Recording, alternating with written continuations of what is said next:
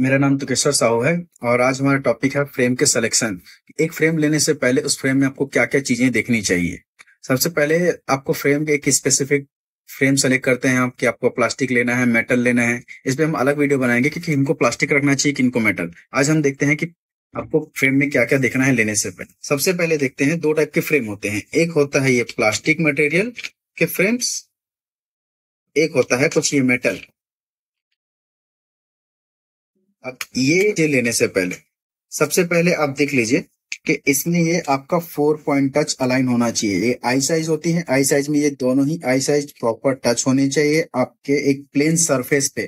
Then आपके temple होते हैं ये, जिसको आप स्टिक भी बोलते हैं, उसके एंड के जो पीसेस है वो यहाँ दो और यहाँ दो, ये चारों आपके टच होना चाहिए, जिसको बोलते हैं हम 4 टच अलाइनमेंट। जब आप ये पहनते हैं, ये पहनने के बाद आपको कुछ चीजों का ध्यान रखना है। सबसे पहले अगर आप प्लास्टिक फ्रेम में जा रहे हो तो आपके समटाइम्स क्या होते हैं, हर किसी के नोज बोन अलग होते हैं, यहाँ अप यहाँ डाउन कहीं ज्यादा उठा, तो इस चीज को आपको देखना है कि ये नोज बोन पे प्रॉपर बैठ रहा है, और बैठ रहा है तो आपके आईब्रो के अलाइन है कि नहीं।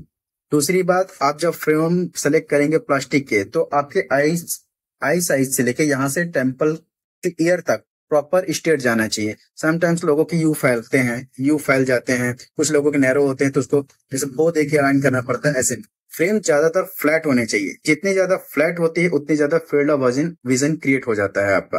अब ये बो हो गया, ये इस तरह से अगर फ्रेम मुड़ जाती है तो आपकी जो डिस्टॉर्शन एरिया है वो बढ़ जाती है। पेरिफेरल से अभी भी आपको विजन नहीं मिलता है, हमेशा सेंट्रल विजन मिलता है। इसलिए कुछ लेंसेज होते हैं जो एस्फेरिक बनते हैं, अब उसके ऊपर हम अलग वीडियो बनाएंगे।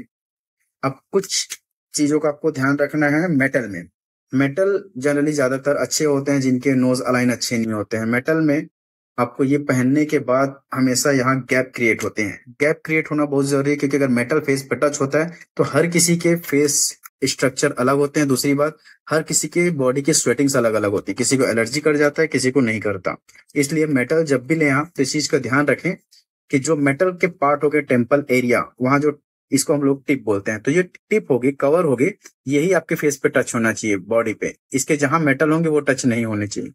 वर्टिकल डिस्टेंस होता है फ्रेम और आई के बीच में, जिसमें बैक साइड ऑफ लेंसेस जो फ्रेम में लेंस लगेंगे and front side of cornea जो आई से आपके कॉर्निक डिस्टेंस मिनिमम 12 mm होनी चाहिए।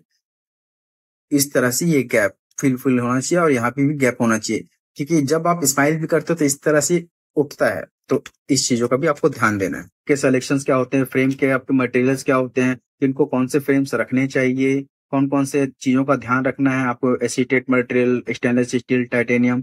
इन सभी चीजों पे हम स्पेसिफिक वीडियो बनाएंगे, जिसके लिए हमारे चैनल के साथ जुड़े रहें।